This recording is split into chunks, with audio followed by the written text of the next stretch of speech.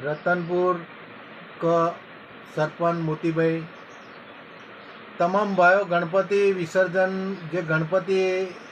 તમામ ભાઈઓ જે ગણપતિ બેસાડેલા હોય તેઓને મારી એક નમ્ર વિનંતી છે કે દમોલી, કોટાલી, તણખલા, દિવાળીપુરા, મોભિયા, રામપુરા, ધર્માપુરા નિવાસના તમામ ભાઈઓને હું કહેવા માગું છું કે ગણપતિ આજે કે કાલે વિસર્જન કરવા જાઓ ત્યારે અવશ્ય કાળજી રાખજો કે દારૂ પીધેલા ના જવા જોઈએ, અને જાય તો સાઈડમાં રહેજો, અને નાના બાળકોને સાથે લઈ જાવ તો પણ એને નદીમાં ના ઉતારતા. નદીમાં પાણી વધુ પડતું આવેલું હોય અને બ્રિજની બાજુમાં રતનપુર ભેળવે મગર પણ રહેતા હોય, એક મગર તો પકડી લીધો, ભવિષ્ય આજે વધારે પાણી હોય કાલ સુધીમાં, અને બ્રિજની બાજુમાં પિલ્લરની નીચે ઊંડા ખાડા હોય, એટલે સાવચેતી રાખજો અને કાળજી રાખજો.